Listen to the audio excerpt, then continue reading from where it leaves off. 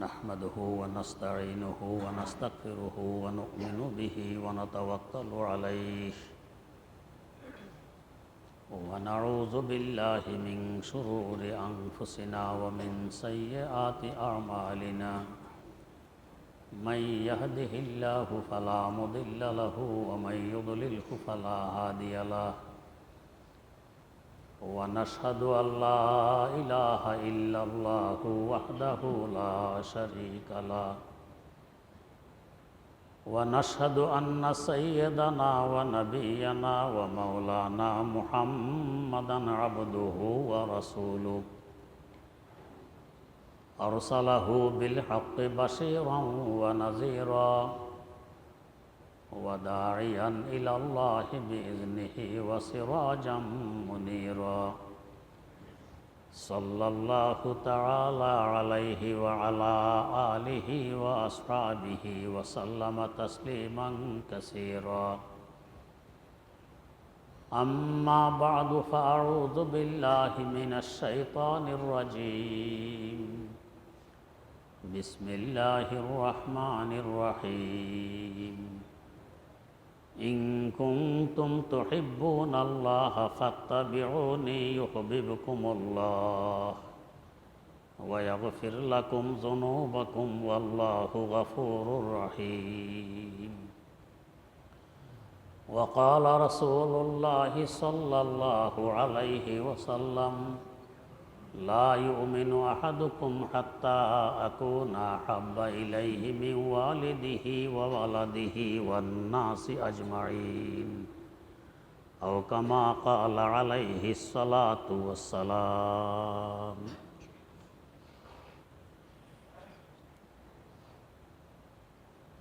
যদি কোনো এমন একজন অপরাধী হয় যার সপক্ষে কোনো সাক্ষী নেই, আপনজনের মধ্যে বিপক্ষে সাক্ষী আছে, বিচারক ন্যায় বিচার করে, ঘুষ খায় না, পক্ষপাতিত্ব করে না, এই লোকটির বাঁচার উপায় কি? একটি মাত্র উপায়, যে কোনোভাবে হোক যদি বিচারককে হাত করা যায়,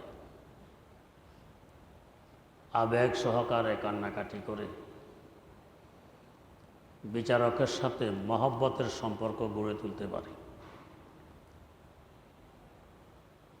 মহব্বতের মানুষের জন্য 7 খুন মাফ থাকে। যার সাথে যার মহব্বত, তার দোষ ধরা পড়ে না, গুণগুলো সামনে আসে। যার সাথে দুশ্মনী, তার গুণ সামনে আসে না, দোষ সামনে আসে।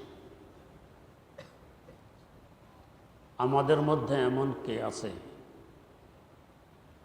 যে কাল আখিরাতে আল্লাহ রাব্বুল আলামিনের বিচারালয়ের আসামি নই?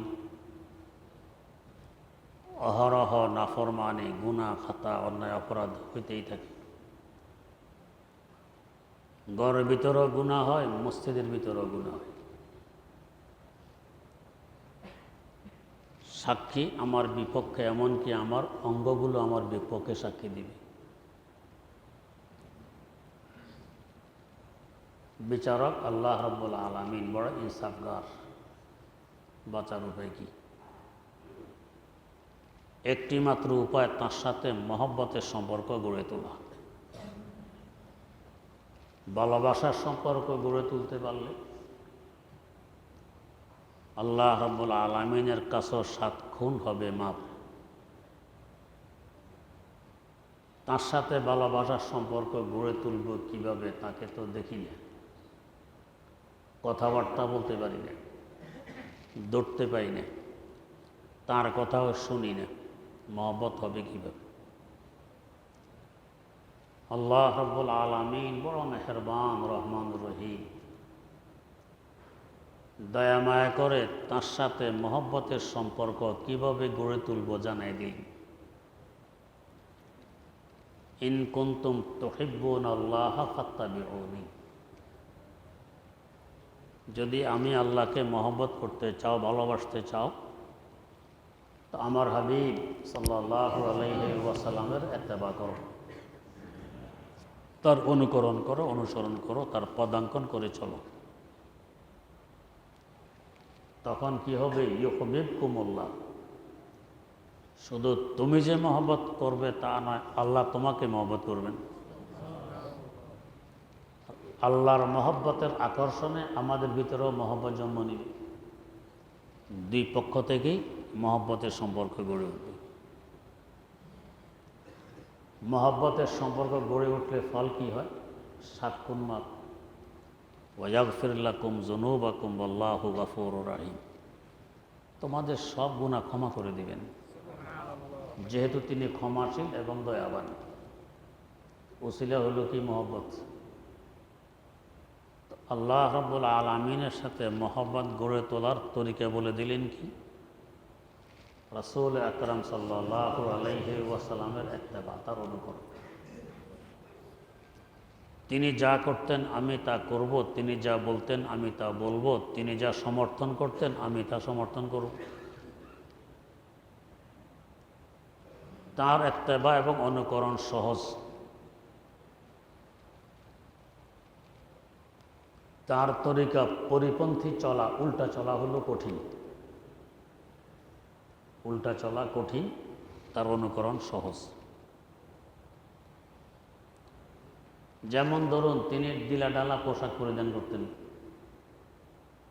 লুঙ্গি, পায়জামা, সালোয়ার, যাই হোক ডিলাডালা, জামা ডিলাডালা। এখন যদি আমি মোটা কাপড়ের টাইট ফিট একটা পায়জামা পরি, যাকে আমরা প্যান্ট বলি, বলেন তো আরাম কোনটায়? ডিলাডালা লুঙ্গি হোক, পায়জামা হোক, সালোয়ার হোক, আরামসে বসতে পারি, শুতে পারি, চলতে পারি। আর টাইট ফিট মোটা কাপড়ের জেন্টসের কাপড়, না বসা যায়, না চলা যায়, না পায়খানা পেশাব ঠিকভাবে করা যায়, না শোয়া যায়, না চুলকালে আরামে চুলকানো যায়। তো তার ইত্তেবা অনুকরণে আরাম, উল্টা চললে বেআরাম, কষ্ট। তো তার ইত্তেবা করলে আল্লাহ পাকের মহব্বত জন্ম নিবে। তার ইত্তেবার মধ্যে একটি গুরুত্বপূর্ণ ইত্তেবা হলো তেলাওয়াতে কোরআন। ওনার দায়িত্ব কি? ইয়াতলু আলাইহিম আয়াতিক। নবীর নবীওয়ালা যে সমস্ত কাজ আল্লাহ পাকের পক্ষ থেকে তাকে দেয়া হয়েছে, মৌলিক কাজ ছিল 4টি। নবীর নবীওয়ালা মৌলিক কাজ 4টি। এটা কি? আল্লাহ পাক বলেন ইয়াতলু আলাইহিম আয়াতিক। আল্লাহর আয়াত তেলাওয়াত করবে উম্মতদের সামনে, উম্মতকে বিশুদ্ধভাবে তেলাওয়াত করে শিখাবে, কোরআনে কারিমের তেলাওয়াত। ওয়া ইউআল্লিমুহুমুল কিতাব। 2 নম্বর নবীওয়ালা মৌলিক কাজ, কোরআন শরীফ বুঝাবে, অনুবাদ কি, ব্যাখ্যা কি, বিশ্লেষণ কি, তাফসির কি, কি কি হুকুম এর থেকে বেরিয়ে আসে, এটা নবীর মৌলিক কাজ। ওয়াল হিকমা। 3 নম্বর নবীওয়ালা কাজ, হাদিস শিখাবে। ওয়া ইউযাক্কিহিম।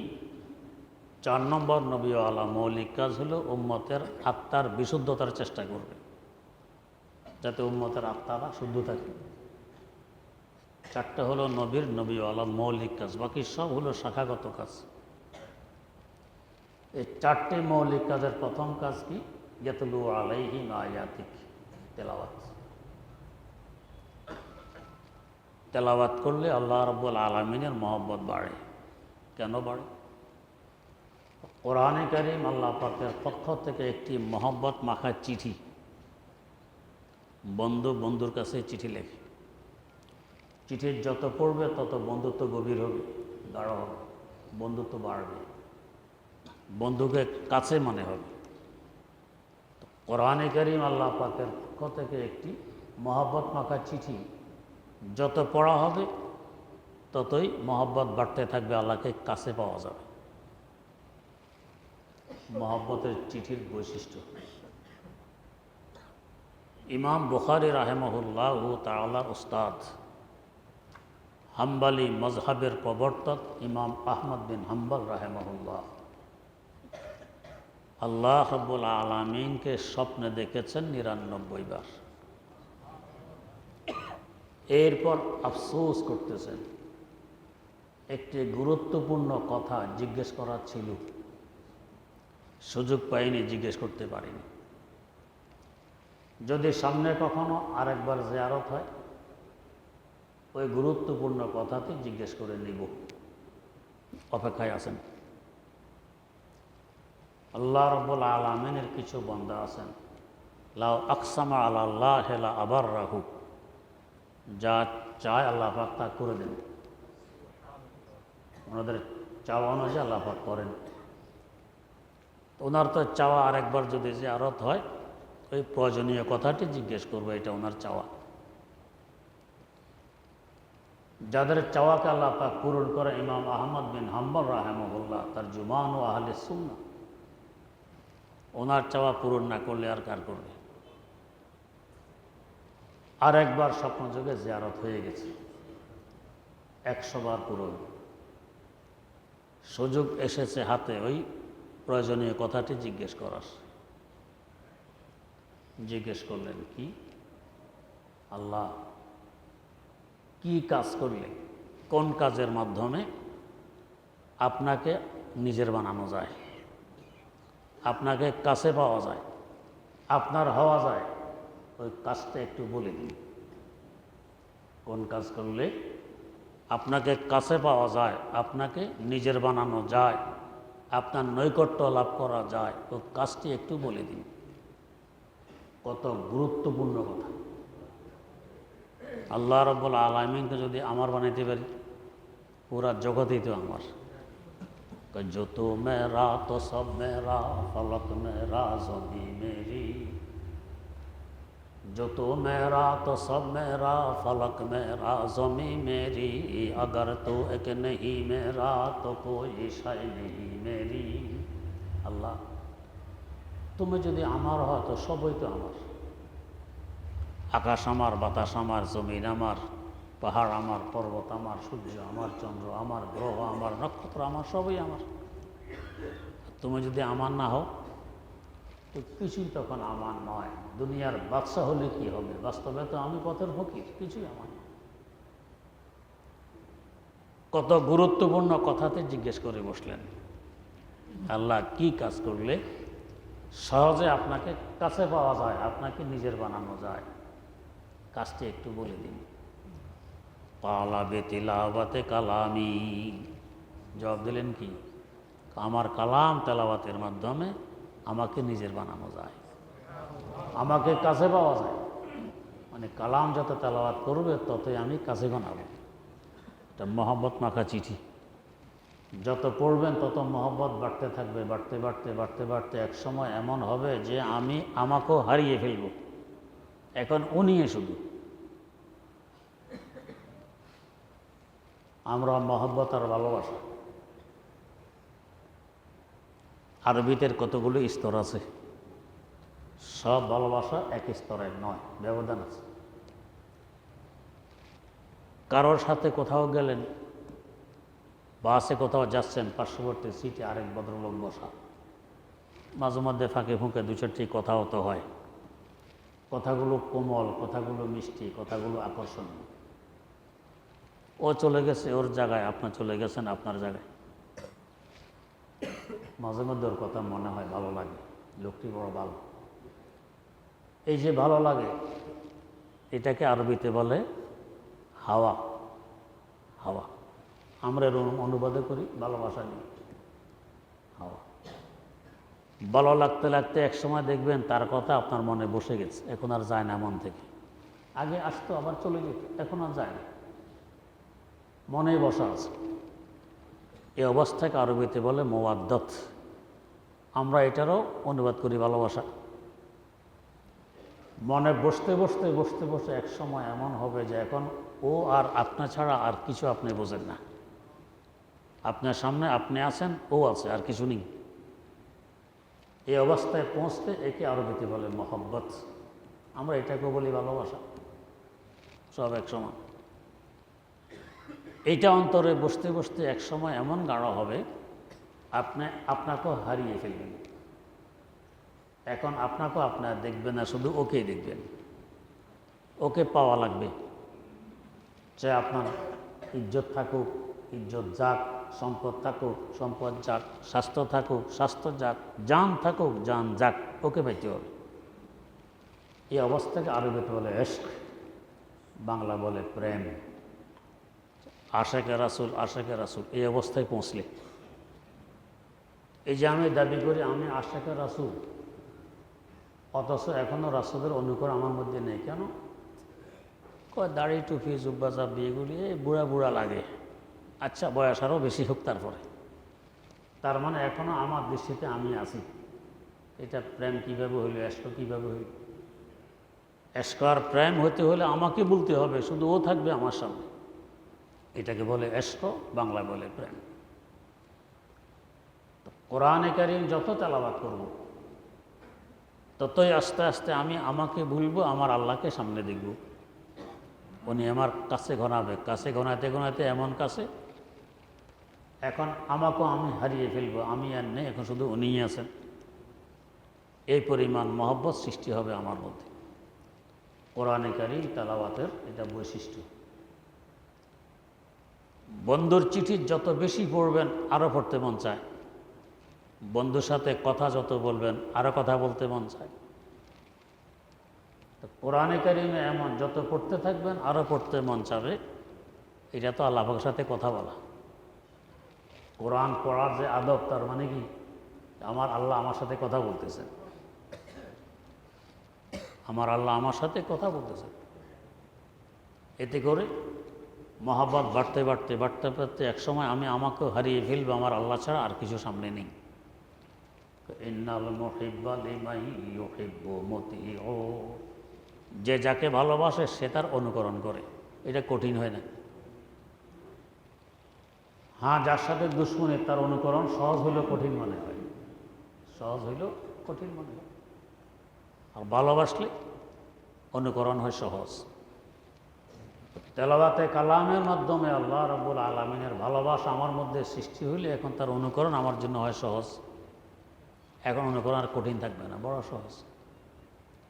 ভালোবাসার সৃষ্টি না হইলে অনুকরণ হয় কঠিন। তখন প্রশ্ন জাগে, এটা কেন করব, কি যুক্তিকতা আছে, এর মধ্যে কি লাভ, এই চিন্তা ভাবনা। ভালোবাসা থাকলে যুক্তিও নেই, লাভও নেই, কিছুই নেই। বন্ধু করে আমি করব, বন্ধু বলছেন তাই করি। ইমামুল হিন্দ শাহ ওয়ালিউল্লাহ মুহাদ্দিস দেহলভী রাহিমাহুল্লাহ, যার ঋণ হিন্দুস্তানিরা শোধ করতে পারবে না কখন। ওনার আব্বা শাহ আব্দুর রহিম দেহলভী রাহিমাহুল্লাহ বড় উঁচা পায়ার বুজুর্গ। কেমন বুজুর্গ চিন্তা করুন। একদিন তাহাজ্জুদের সময় নামাজের উপরে দোয়া করতেছেন, অন্ধকার। হঠাৎ দেখেন তার হাতের উপরে ছোট্ট ছোট্ট আরও হাত দিকেন। ছোট বাচ্চা যখন মাত্র জন্ম নেয়, ওদের হাত যেরকম ছোট ছোট থাকে, তার হাতে আরও হাত দিকেন, সেটা মোনাজাত ধরে আছে। ছোট হাত, ভয় পাওয়ার কথা না। তাহাজ্জুদের সময় অন্ধকার, কেউ নেই, হঠাৎ আমার হাতে ছোট আরও হাত দিখান, আমি মোনাজাত দিই, হাত দিখানে মোনাজাত দিই। যাই হোক, এভাবে তো সময় শেষ হয়ে গেল। পরের দিন এক বুজুর্গকে বললেন যে, হুজুর এই অবস্থা দেখলাম, তোমার একটি সন্তান হবে, সে হবে আল্লাহর ওলি। এটা ওই সন্তানের হাত, তার নামও রাখবে অলিউল্লাহ, আল্লাহর ওলি। পরে এই সন্তান জন্ম নিয়েছে, তার নাম রাখা হয়েছে অলিউল্লাহ। হাদিসের যত সূত্র আছে, সনদ আছে ভারতবর্ষের, ওনার মাধ্যম হয়েই আরবে যায়, মদিনা মুনাওয়ারা যায়। ওনার মাধ্যম ছাড়া খুব কম। ভারতবর্ষ তার ঋণ। তো ওনার আব্বা শাহ আব্দুর রহিম মুহাদ্দিস দেহলভী রাহিমাহুল্লাহ খুব ইবাদত করেন। একদিন তাকে জিজ্ঞেস করা হলো, এত ইবাদত? তো জবাব দিলেন কি, তো সৃষ্টি এত হয়েছে ইবাদতের জন্য, ইবাদত করব না তো কী করব? আমরা হলে হয়তো বলতাম সওয়াবের আশায়, অথবা বলতাম বেহেশত পাওয়ার লক্ষ্যে, অথবা বলতাম আল্লাহকে খুশি করার জন্য। উনি বললেন কি, সৃষ্টিও তো ইবাদতের জন্য, ইবাদত করব না তো কী করব? লাভ না লস, উপকার না ক্ষতি, এদিকে কোনো ভূক্ষেপ নেই। কেন? মহব্বত যে আছে। ইন্নাল মুহিব্বা লিমান ইউহিব্বু মুতিউ, যে যাকে ভালোবাসে সে তার অনুকরণ করে এবং অনুকরণটা সহজ হয়, কঠিন মনে হয় না। আর মহব্বত না থাকলে সহজ হইলেও কঠিন মনে হয়। তখন কত প্রশ্ন, এটা কেন করবো, লাভ কি? মহব্বত থাকলে প্রশ্ন নেই, করবো এই কাজ। আল্লাহ রাব্বুল আলামিনের মহব্বত তেলাওয়াতের মাধ্যমে আসবে, তখন ইবাদত সহজ হয়, আনুগত্যতা সহজ হয়, নেক আমল করা সহজ হয়, ইবাদত বন্দেগী সহজ হয়, মজা লাগে, ভালো লাগে তেলাওয়াত। আল্লাহ। 2 নম্বর, আল্লাহ পাকের মহব্বত অন্তরে বাড়ানোর জন্য আল্লাহ পাক বলে দিলেন কি? ফাত্তাবিউনি, রাসূলের ইত্তেবা। আমরা বলি সুন্নতের উপরে আমল। এই সুন্নত বলতে মনে করি কি? টুপি মাথা দেয়া সুন্নত, দাড়ি রাখা সুন্নত, ডান হাতে খাওয়া সুন্নত, মেসাক করা সুন্নত, ডান পা দিয়ে মসজিদে ঢোকা সুন্নত। এগুলো তো সুন্নত আছেই। সুন্নত মানে হলো তরিকা, রাস্তা। সুন্নত মানেই রাস্তা। তো নবীর সুন্নত মানে নবীর রাস্তা। তো মেসাক করা নবীর রাস্তা, নামাজ পড়া নবীর রাস্তা নয়। টুপি মাথা দেওয়া নবীর রাস্তা, রোজা রাখা নবীর রাস্তা নয়। ডান পা দিয়ে মসজিদে ঢোকা নবীর রাস্তা, পর্দা করা নবীর রাস্তা নয়। ডান হাতে খাওয়া নবীর রাস্তা, সত্য কথা বলা নবীর রাস্তা নয়। এক কথা, গোটা ইসলাম হলো নবীর রাস্তা। ইসলামের উপরে চলো, দেখবে আল্লাহ পাকের মহব্বত কী পরিমাণ অন্তরে সৃষ্টি হয়। মহব্বত সৃষ্টি হইলে এখন আল্লাহ পাকের হুকুম হাকাম মানা হয় সহজ, এখন আর কঠিন মানে হয় না। এটা মহব্বতের বৈশিষ্ট্য। আর যদি দেখি তার উল্টা, প্রশ্ন জাগে, এই কাজটা আল্লাহ কেন বললেন, এটা কেন করব? বোঝা গেছে এখনও মহব্বতের কমতি আছে। আমাদের মুরব্বীদের মুরব্বী ইমাম রব্বানি আবু হানিফা সানি আল্লামা রশিদ আহমদ গঙ্গোহী রাহিমাহুল্লাহ, ওনার পীর ও মুর্শিদ সৈয়দ তায়েফা হজরত হাজি আমদাদুল্লাহ মুহাজির মক্কি রাহিমাহুল্লাহ তাআলার কাছে রইলেন। অল্প কয়েকদিনে খেলাফত পেয়ে গেলেন, আসলেন বাড়িতে। অন্যান্য মুরিদেরা চিঠি লেখে পীরের কাছে অবস্থা জানায়, হালাত জানায়। উনি হালাত জানান না, চিঠিও লেখেন না। শেষমেশ পীরে চিঠি লিখলেন মুরিদের কাছে। পীরে চিঠি লিখলেন মুরিদের কাছে। কেমন মুরিদ, কেমন পীর? পীর মুরিদের কাছে চিঠি লিখতেছে, আর হবেই না বা কেন? আল্লাহ। রাসূল আকরাম সাল্লাল্লাহু আলাইহি ওয়াসাল্লামের হাতে সর্বপ্রথম মুসলমানকে, পুরুষ না মহিলা? মহিলা না, হযরত খাদিজাতুল কুবরা রাদিয়াল্লাহু আনহা। প্রথম ইসলাম গ্রহণ করছে কে? মহিলা, পুরুষ না। হযরত গঙ্গোহী খেলাফত প্রাপ্ত হয়ে আসলেন এলাকায়। এক মহিলা মুরিদ হবে, গঙ্গোহীর কাছে পাঠাইছেন, ওনার পীরের কাছে, হাজী সাহেবের কাছে। হাজী সাহেব বলছেন রশিদ আহমদ পীর, তার কাছে গিয়ে মুরিদ হোক। মহিলা আসছে, আপনার কাছে মুরিদে দিয়ে আসছি। কয় না, আমি পারব না। তা আপনার না পীর? কয় না, কিসের আমি পীর? হয় নাই মুরিদ। কিছুদিন পর হাজী সাহেব রহমতুল্লাহ আসছেন গঙ্গোহী সাহেবের এখানে। আসার পরে মহিলার অভিযোগ, হয় আপনি মিথ্যুক, না হয় রশিদ আহমদ মিথ্যুক। কি? আপনি বলছেন রশিদ আহমদ পীর, হে বলে আমি পীর নই। যদি বাস্তবে পীর হয় তো সে পীর নয় বলতেছে তো মিথ্যে কথা। যদি বাস্তবে পীর না হয়, রশিদ আহমদ সত্য বলছে, আপনি বলছেন মিথ্যে কথা, বলছেন হে পীর, কেমন হইব? আল্লাহ, মহিলাটাও কেমন? হাজী সাহেব বলেন রশিদ আহমদ অস্বীকার করছো? কই জি। মুরিদ করানো? কয় না, আমার মধ্যে কাবেলিয়ত নাই, ওই যোগ্যতা নাই, আমি কিসের পীর? মুরিদ করো, না হয় ঈমান চলে যাওয়ার ভয় আছে। মহিলাকে মুরিদ করো, না হয় ঈমান চলে যাওয়ার ভয় আছে। এত বড় কথা। স্বপ্ন যুগে রাসূল আকরাম সাল্লাল্লাহু আলাইহি ওয়াসাল্লাম আমাকে বলে গেছেন, এই মহিলাকে মুরিদ করতে বলো রশিদ আহমদকে। মুরিদ না করলে রাসূলের কথা অমান্য হবে। রাসূলের কথা অমান্য করলে ঈমান চলে যাওয়ার ভয় আছে, মুরিদ করো না। পরে মুরিদ করে দিলেন। কোন পর্যায়ের পীর আর কোন পর্যায়ের মুরিদ। আর পীরও মুরিদ হবেন হাজী শাহ রহমতুল্লাহ আলাই, খুঁজতেছেন পীর কার কাছে মুরিদ হবে। তো দেখতেছেন রাসূল সাল্লাল্লাহু আলাইহি সাল্লাম ওনাকে এনে এক পীরের হাতে তুলে দিলেন, যে তোমার হাতে এমদাদুল্লাহকে তুলে দিলেন। খুঁজতেছেন এই লোককে। 3 বছর খোঁজার পরে জানা গিয়ে তাকে পাইছেন। মক্তবে পড়ান, মক্তব। আসার পরে বললেন, হজরত আপনার কাছে মুরিদ হইতে এসেছি। তো বলেন কি? এমদাদুল্লাহ, স্বপ্নের উপরে তোমার আস্থা অনেক বেশি। 3 বছর আগে স্বপ্ন দেখছেন উনি, আর উনি বলেন কি স্বপ্নের উপরে তোমার আস্থা অনেক বেশি। কারণ এখন কী পরিমাণ বাড়বে, স্বপ্ন তো আমি দেখেছি, উনি তো দেখেন নাই, তাও 3 বছর আগে। আর এখন বলতেছেন স্বপ্নের উপরে তোমার আস্থা অনেক বেশি।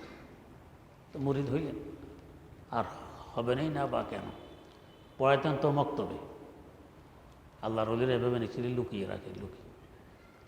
ওনার মাজারের পাশে আরেকটি মাজার আছে, হাজিরের তৌফিক আল্লাহ পাক দান করেছেন। হযরত নূর মোহাম্মদ জঞ্জানবী রাহিমাহুল্লাহ তাআলার মাজারের পাশে এক আল্লাহর ওলি জিয়ারত করতে এসে বলতেছেন, ওই মাজারওয়ালার খাতিরে এ তার নূরকে লুকিয়ে রেখে দিয়েছে। যদি ওই মাজারটা কাছে না থাকতো, তার নূরে পুরা এলাকা নূরান্বিত হইত, এই পরিমাণ নূর। নাম নূর মোহাম্মদ জঞ্জানবী। আল্লাহ। তো মক্তবে পড়ান, মাঝে মধ্যে মানুষ মুরিদ হইতে আসলে তো মুরিদ করেন, তাওয়াজ্জু দেন। উনিও চোখ বন্ধ রাখেন, মুরিদকে বলেন চোখ বন্ধ করো, তো তাওয়াজ্জু দেন। মক্তবের ছাত্ররা দেখে হুজুরে কীভাবে মুরিদ করে, কীভাবে তাওয়াজ্জু দেয়। একদিন হুজুর ছাত্রদেরকে বসায়া কোনো প্রয়োজনে একটু বাইরে গেছেন। এই ফাঁকে ছাত্র একটা পীর সাজে, বাকি সবাইরে বানাইছে মুরিদ। বানায় বলে চোখ বন্ধ করো, তাওয়াজ্জু দেই। কারণ এরও চোখ বন্ধ, হেদেরও চোখ বন্ধ, সব চোখ বন্ধ বসে গেছে। এই অবস্থায় হুজুর এসে হাজির। এদের তো চোখ বন্ধ, দেখতেছে না হুজুর আসছেন কি আসেন নেই। হুজুর তো দেখে আশ্চর্য, ব্যাপার কি সব চোখ বন্ধ বসে আছে, এই ব্যাপার কি তোমাদের চোখ বন্ধ? হ্যাঁ, চক্ষু তো ইন্নালিল্লাহ, হুজুর তো এসে গেছেন। এখন ছোটো বাচ্চা তো বলে দিয়েছে, হুজুর এ পীর আমাদেরকে মুরিদ করে চোখ বন্ধ করতে বলছে, আমাদেরকে তাওয়াজ্জু দেয়, এই জন্য হেরো চোখ বন্ধ, আমাদেরও চোখ বন্ধ। যেটা পীর সাজে, একে নিয়ে হুজুর কামড়ায় গেছেন। গিয়ে বলছেন, এবার চোখ বন্ধ করো। তো বন্ধ করে এক চিৎকার দিয়ে বেহুশ হয়ে পড়ছে। মুসা আসার পরে জিজ্ঞেস করা হলো, চিৎকার দিলা কেন, বেহুশ হইলা কেন? তো হুজুরের কথা যখন চোখ বন্ধ করি, এই চামড়ার চোখ বন্ধ করার ফলে আমার দিব্যি চোখ খুলে গেছে। আমি পুরা সৃষ্টি জগৎ দেখতেছি এখানে বসে। আটলান্টিক মহাসাগরের তলায় কোন বালিকণা কীভাবে নড়ে আমি দেখতেছি।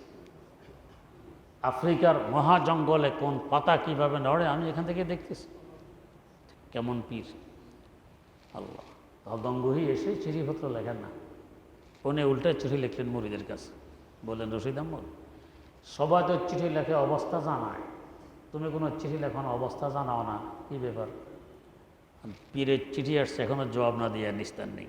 তো জবাব দিলে, হুজুর সবাই তো অবস্থা আছে তাই জানায়, আমার তো কোনো অবস্থা নাই, তো কি জানাবো? অবস্থা থাকলে তো জানানোর প্রশ্ন, অবস্থা তো নেই, তো জানাবো কি? তবে আপনার এখান থেকে আসার পরে 3টি বস্তু আমি দেখতেছি। 3টি কি? 1 নম্বর হইল মাদেহ এবং জাম আমার দৃষ্টিতে বরাবর। যদি কেউ আমার প্রশংসা করে যেমন লাগে, যদি কেউ কুৎসা রটায় এমনই লাগে, কোনো ব্যবধান মনে হয় না। আমার প্রশংসাকারী আর আমার কুৎসা রটানেওয়ালা উভয়জন আমার দৃষ্টিতে সমান। প্রশংসা করলো আমি রশিদ আহমদ, বদনাম করলো রশিদ আহমদ, আমার মধ্যে কোনো ব্যবধান আসে না, উভয়জন আমার দৃষ্টিতে সমান। প্রশংসাকারী আর কুৎসা রটানেওয়ালা সমান। দ্বিতীয়, ইবাদত তবিআত বান গই। মানুষের ক্ষুধা লাগলে অটোমেটিক খাইতে চায়, পিপাসা লাগলে পান করতে চায় অটোমেটিক।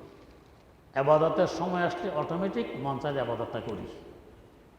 ক্ষুধা লাগলে তো পাগল হয়ে যায় খাওয়ার জন্য, যে পর্যন্ত খেতে না পারবে তো বাস পাগল। আর ছোটো বাচ্চারা তো ঘরের ছাদ উঠায় চিল্লি কান্নাকাটি, মা খাবার দাও, বাদ দাও। ঠিক এরকম তবিয়ত স্বভাব। ক্ষুধা লাগলে যেরকম খাওয়ার চাহিদা, আবাদতের সময় হলে আবাদতের চাহিদা, এটা করাই লাগে, করার আগ পর্যন্ত চাইন নেই, স্থিরতা নেই, অস্থির হইয়া পড়ি। 3 নম্বর যেটা আমার বলার উদ্দেশ্য কি, যে কোরআন এবং হাদিসে কোথাও কোনো বিরোধ নেই। আমরা তো যে পড়াইতে যাই, এই আয়াতে ওই আয়াতে বিরোধ, এই আয়াতে এই হাদিসে বিরোধ, তো জবাব দিতে হয়। কোনো কোথাও বিরোধ নেই, সব বিরোধবিহীন অবস্থায় আছে। কেন বিরোধ নেই? মহব্বত। আল্লাহ রাব্বুল আলামিনের যখন মহব্বত গড়ে ওঠে, তখন তার কথার মধ্যে কোনো বিরোধ থাকে না। মহব্বত না থাকলে প্রশ্ন, এটা কেন, এটা কেন, এটা এমন হলো কেন, এই কথা এ কথার সাথে সাংঘর্ষিক। মহব্বত থাকলে কোনো সাংঘর্ষিক নেই, কোনো বিরোধ নেই, সব সমান। তো ওনার এটা অবস্থায় হাসিল হইল যে কোনো বিরোধ নেই। তো আল্লাহ রাব্বুল আলামিনের কথার উপরে কোনো প্রশ্ন আসবে না যদি তার মহব্বত আমার অন্তরে থাকে। মহব্বত না থাকলে প্রশ্ন আসবে, এটা কেন হইল, এটা কেন হইল, প্রশ্ন আসবে। রাসূল আকরাম সাল্লাল্লাহু আলাইহি ওয়াসাল্লামের আনুগত্যতা যত বেশি করে চলবো ততই মহব্বত বাড়বে। 3 নম্বর, মহব্বত বাড়ে আল্লাহর জিকিরে। বন্ধুর জিকির যত করবেন তত মহব্বত বাড়বে। আর বন্ধুর জিকির নাই, আলোচনা নাই, মনেও করেন না, এক সময় মহব্বত মিটে যাবে, মহব্বত থাকবে না।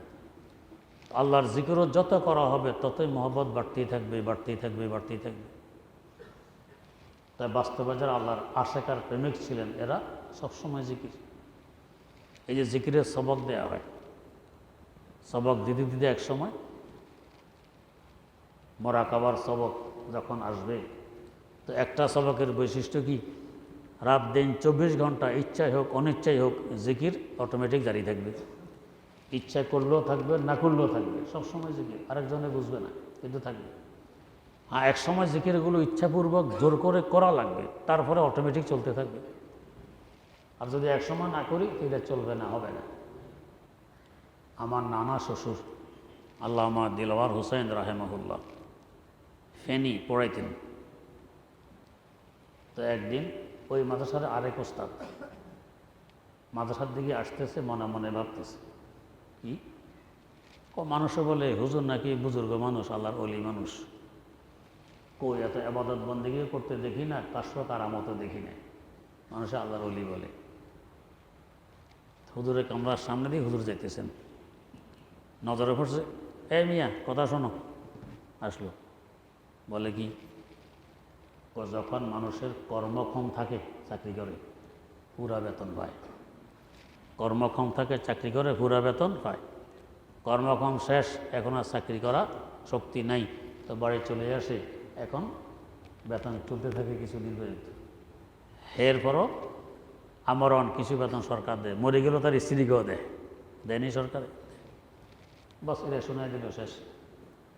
এখন ওই ওস্তাদ ভাবতেছেন, কি মনে মনে ভাবলাম, কি শুনলাম, তার মানে এখন তো হুজুর বৃদ্ধ, যৌবনকালে ঠিকই এগুলি করে আসছেন, এবাদত বন্দেগী খুব করছেন, এখন পেনশন চলতেছে, সব তো পাবেন, এখন এত আবাদত লাগবে না, এখন বৃদ্ধকাল।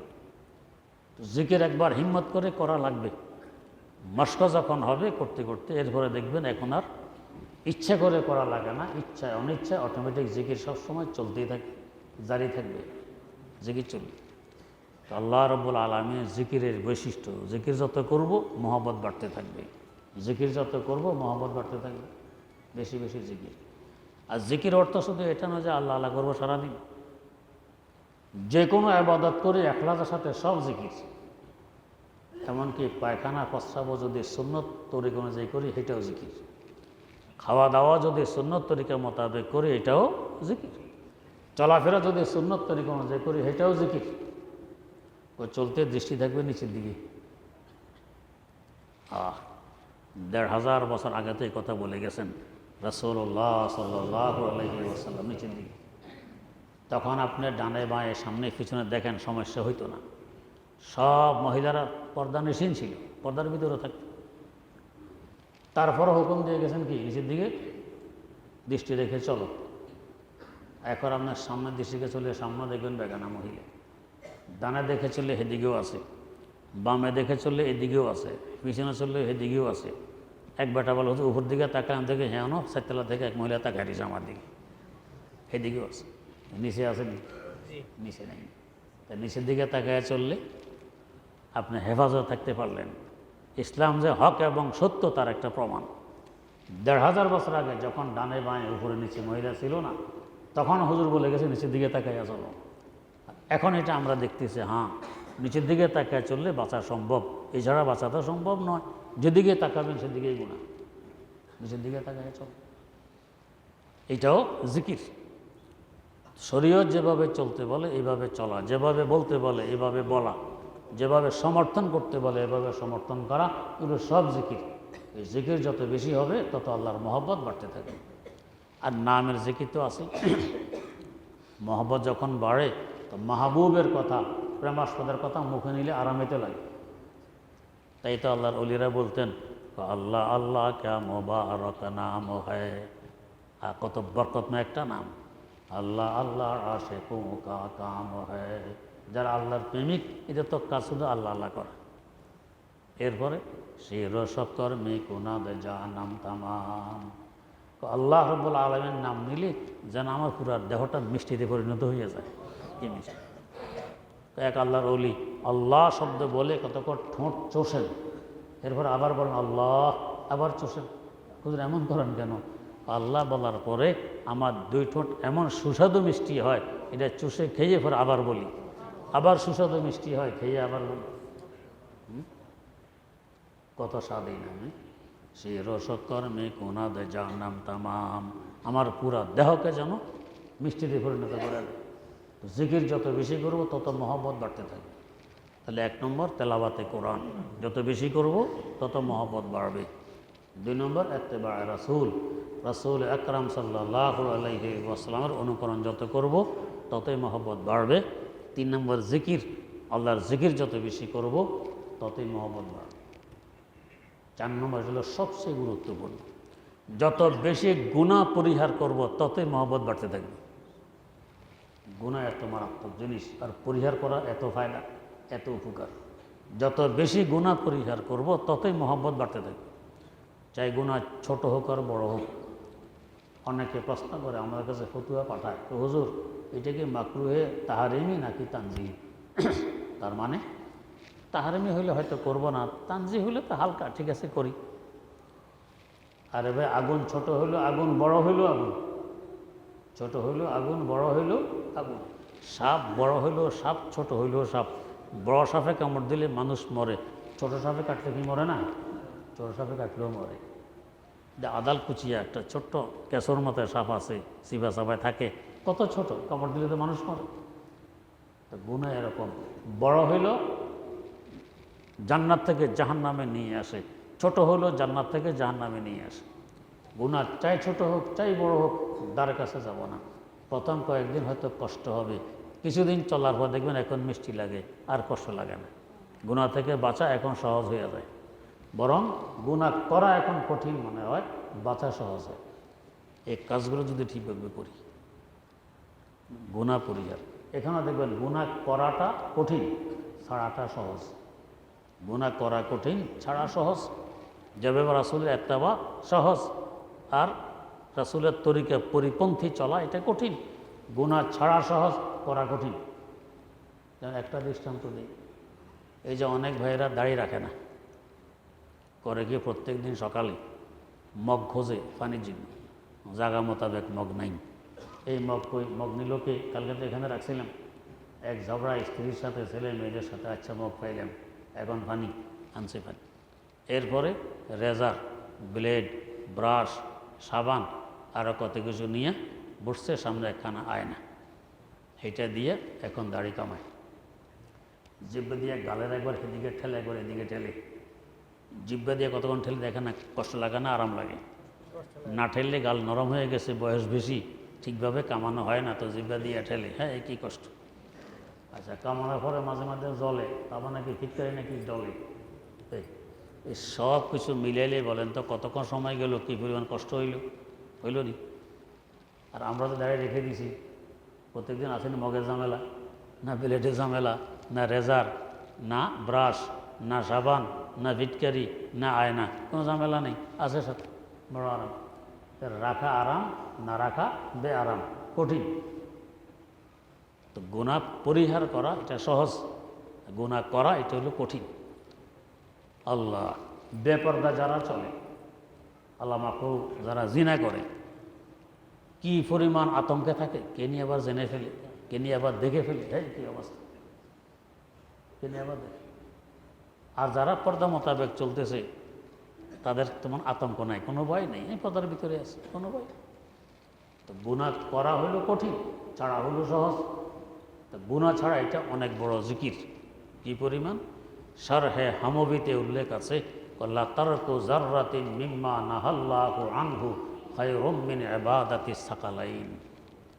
এক জাররা পরিমাণ গুনাহ থেকে বাঁচা গোটা দুনিয়ার মানুষ এবং জিন জাতির সমস্তগত ইবাদত থেকে অনেক উত্তম।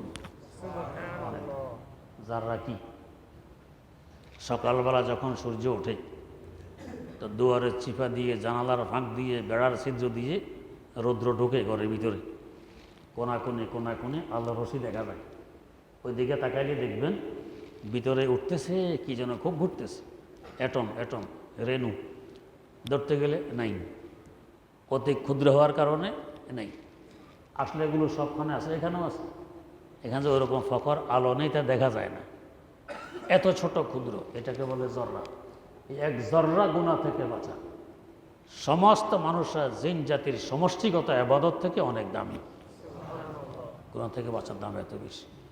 কওয়াতে নেকি নাদারি বদমাকুন, কওয়াতে নেকি নাদারি বদমাকুন, বরওজুদে খুদ সে তুম বেহদ মাকুন, বরওজুদে খুদ সে তুম বেহদ মাকুন।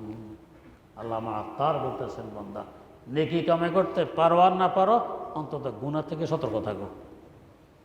এটা নিজের উপরে জুলুম করা হবে যদি গুনাহে পতিত হও, জুলুম করা হবে। 4 নম্বর মহব্বতের উপকরণ হইল গুনাহ পরিহার। যত বেশি গুনাহ থেকে বাঁচবো, মহব্বত তত বাড়তে থাকবে।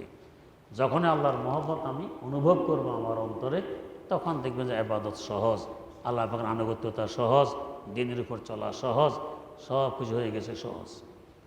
আল্লাহ রাব্বুল আলামিন আমাদেরকে তৌফিক দান করুন। সুবহানাল্লাহি ওয়া বিহামদিহি, সুবহানাকাল্লাহুম্মা ওয়া বিহামদিক, আশহাদু আল্লা ইলাহা ইল্লা আনতা আস্তাগফিরুকা ওয়া আতুবু ইলাইক।